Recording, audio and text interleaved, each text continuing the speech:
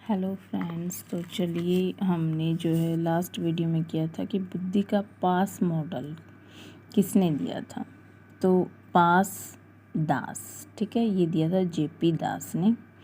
और पास का जो फुल फॉर्म है, पास में क्या होता है, पी का मतलब है प्लानिंग, ए मतलब अटेंशन, एस मतलब साइमल्टेनियस और ए का है सक्सेसिव।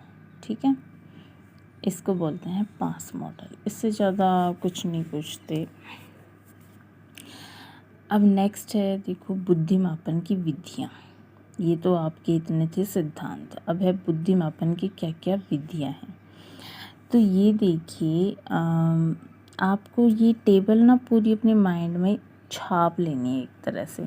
ठीक है, इसको ऐसे याद करेंगे कि दो तरह की विधियाँ है, एक व्यक्तिगत है इंडिविजुअल, एक ग्रुप मेथड। एक व्यक्तिगत है, एक सामूहिक है। व्यक्तिगत दो तरह की, वर्बल नॉन वर्बल। सामूहिक दो तरह की, वर्बल नॉन वर्बल। ठीक है, फिर इसमें वर्बल में दो है, बिने साइमन स्केल और स्टैनफोर्ड स्केल। इसमें नॉन वर्बल में दो हैं, वैशलर वैल्यूम टेस्ट, पोर्टियस भूलभुलैया। फिर यहाँ सामूहिक में वर्बल में है army alpha test, army general test.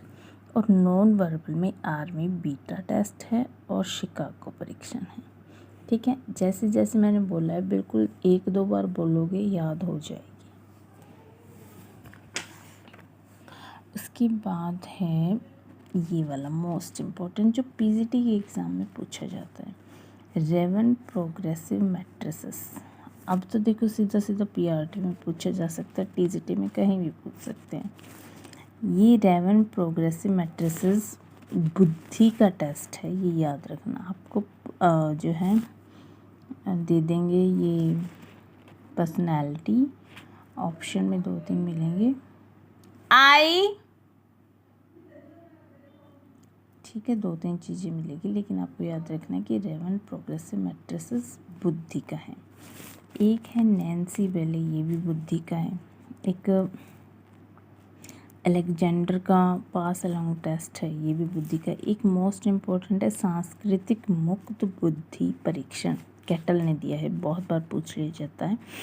और ऐसा पूछते हैं कि ये क्या है, वर्बल है कि नॉन वर्बल है। तो ये जो है सांस्कृतिक मुक्त बुद्धि परीक्षण, देखो सांस्कृतिक कार्यक्रम होते हैं वो हम करके दिखाते हैं ना, बोल के तो नहीं बताते। तो ऐसे याद करने का तरीका बता रही हूँ, तो इसलिए वो नॉन वर्बल है। और ग्रुप में डांस किया जाता है ऐसे ही, तो वो